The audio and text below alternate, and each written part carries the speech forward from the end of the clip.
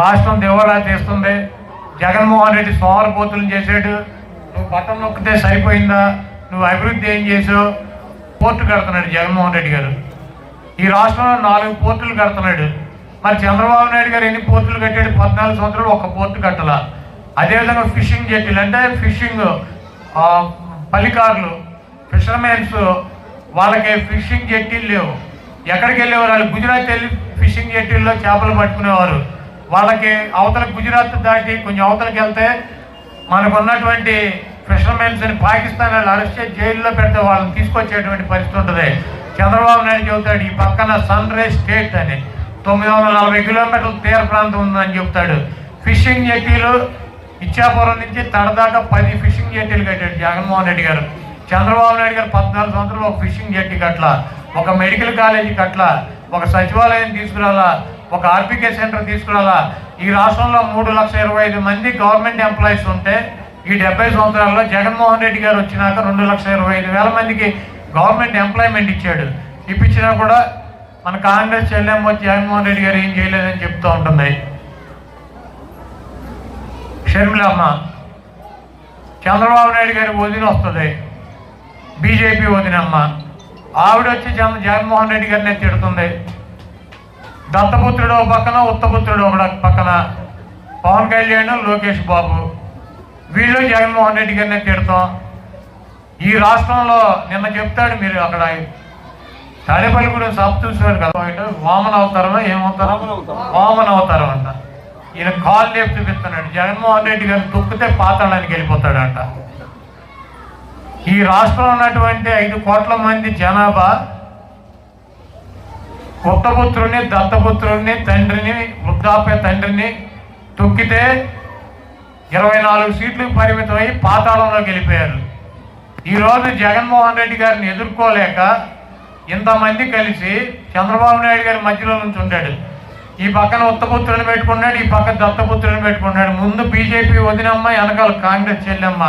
ఇంతమందిని పెట్టుకుని ఏడవలేక ఈ చంద్రబాబు నాయుడు ఒకటే, జగన్మోహన్ రెడ్డి గారు ఒకటే చెబుతున్నాడు, తల్లి మీకు నేను అధికారంలోకి వచ్చినాక మీకు మీ కుటుంబాలకి మంచి చేశానని చెప్పి కనుక నేను భావిస్తే నాకు ఓటు వేయండి, లేకపోతే నాకు ఓటు వేయొద్దని చెబుతున్నాడు ఆయన.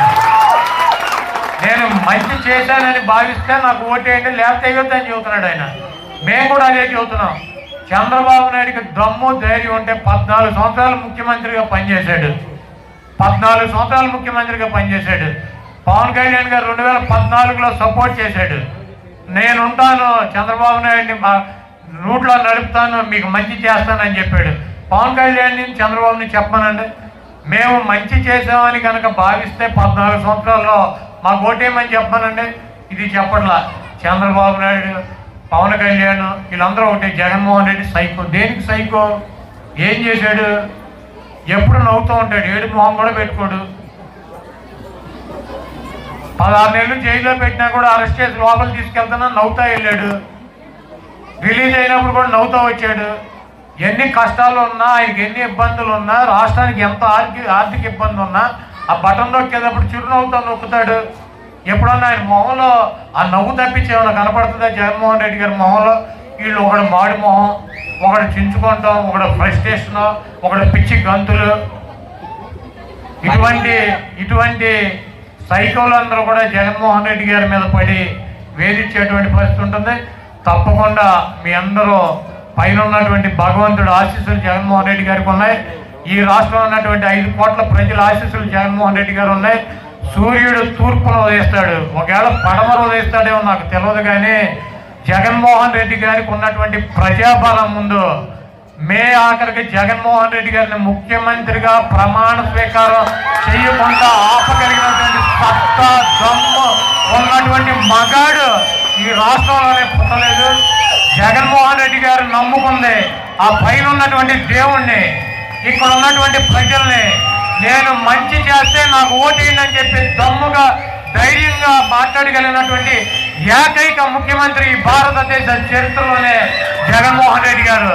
ఇటువంటి పవన్ కళ్యాణ్, చంద్రబాబు ఉత్తపుత్రుడు, దత్తపుత్రుడు, బీజేపీ వదినమ్మ, చెల్లెమ్మ, మోడీ, సోనియా గాంధీ ఎంతమంది వచ్చినా కూడా జగన్మోహన్ రెడ్డి గారి ఎంట్రు కూడా పీకలేరు.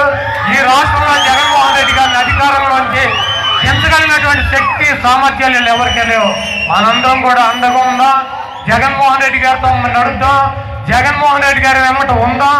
జగన్ అన్నకి తోడుగా నీడగా ఈ 58 నెలలు ఆర్థిక పరిస్థితులు, కరోనా, డబ్బులు లేవు, ఆదాయం పడిపోయింది.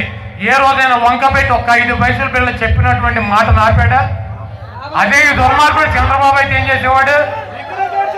కరోనా కష్టాలని ఇటు తిని దున్నపోతులు ఇంట్లో పడుకుని డబ్బులు లేవని చెప్పి మా అన్న బస్సులు పడుకోబెట్టేవాడు. జగన్మోహన్ రెడ్డి గారు ఏం చెప్పాడు? కరోనా అంటే బ్లీచింగ్ పౌడర్ చల్లుకోవాలి, ట్యాబ్లెట్ వేసుకోవాలి, దాంతో సహజీవనం చేయాలన్నారు. మొత్తం కామెడీ చేశారు. ఆఖరికి ఏం చేశారండి వీళ్ళందరూ?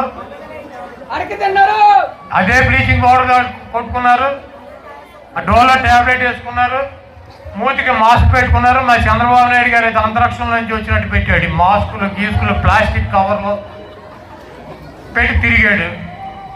కాబట్టి మీరు ఒకటే ఆలోచించుకోండి, ఈరోజు ఎస్సీలకు కానీ, ఎస్టీలకు కానీ, బీసీలకు కానీ, మైనార్టీలకు కానీ, అగ్ర కులాల్లో ఉన్నటువంటి పేదలకు కానీ న్యాయం చేసేటువంటి వ్యక్తి జగన్మోహన్ రెడ్డి గారు.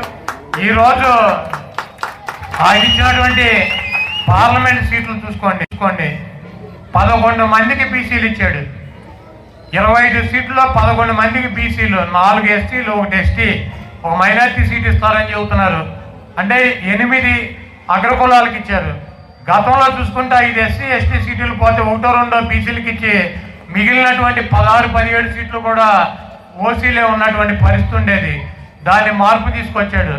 ఈరోజు బీసీలకు అధిక ప్రాధాన్యత ఇచ్చి ఎమ్మెల్యే అభ్యర్థులుగా రాజ్యసభలకి, ఎమ్మెల్యేలకి ఈ గుడివాడ కాన్స్టిట్యున్సీ ఉంది. ఈ గుడివాడ కాన్స్టిట్యున్సీలో మనం పుట్టినప్పటి నుంచి మార్కెట్ యార్డులు ఉండే. మార్కెట్ యార్డ్లో కమ్మ సంవత్సరాలు ఎవరు ఉన్నారో కాంగ్రెస్ రానివ్వండి, తెలుగుదేశం రానివ్వండి, ఇంకో పార్టీ రానివ్వండి, ఈ రోజు రిజర్వేషన్ పెట్టి ఎస్సీలకు కానీ బీసీలకు కానీ మార్కెట్ యార్డ్ చైర్మన్ చేసింది జగన్మోహన్ రెడ్డి గారు. గుళ్ళకి చైర్మన్ చేసింది బీసీలని జగన్మోహన్ రెడ్డి గారు. అదేవిధంగా జిల్లా పరిషత్ చైర్మన్ ఓసీ అయితే ఒక గౌడ సామాజిక వర్గం సంబంధించినటువంటి బీసీ మహిళల్ని జిల్లా పరిషత్ చైర్మన్ చేశారు.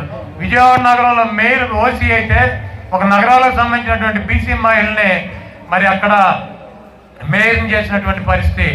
100కి 80% క్యాబినెట్లో కావచ్చు, ఎమ్మెల్యే పదవుల్లో కావచ్చు, మంత్రి పదవుల్లో కావచ్చు, రాజ్యసభల్లో కావచ్చు, అన్నిటిల్లో కూడా బీసీలకి, ఎస్సీలని, ఎస్టీలని, మైనార్టీలని ఆయన హక్కున చేర్చుకుని పక్కన కూర్చోబెట్టుకుని వాళ్ళతో నడుస్తున్నటువంటి ముఖ్యమంత్రి జగన్మోహన్ రెడ్డి గారు.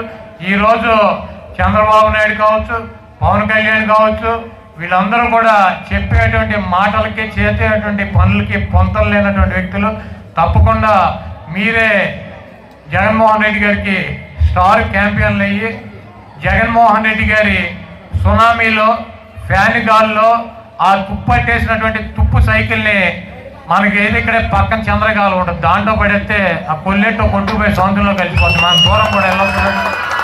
కాబట్టి ఆ తుప్పు సైకిల్ని, అది పగిలిపోయిన గ్లాసుని మనం పరిగణలో తీసుకోకుండా 125 సార్లు మీకోసం బటన్ నొక్కినటువంటి జగన్మోహన్ రెడ్డి గారికి ఒక్కసారి మీరు బూత్కి వెళ్ళి 2 బటన్లో ఫ్యాన్ గుర్తు మీద మీరు ముద్రించి మీరు వచ్చి కనుక ఫ్యాన్ కింద రెస్ట్ తీసుకుంటే 10 రోజుల్లో ఈ చంద్రబాబు నాయుడు అనేటువంటి చంద్రముఖి ఆ బ్యాలెట్ బాక్స్లోనే బందీ అవుతాడు. లేకపోతే ఏలూరులో జగన్మోహన్ రెడ్డి గారు చెప్పాడు, ఆయన చంద్రముఖి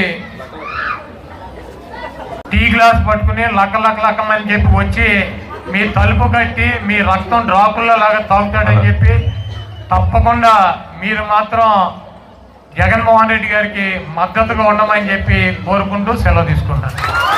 సూర్యుడు తూర్పున ఉదయిస్తాడు.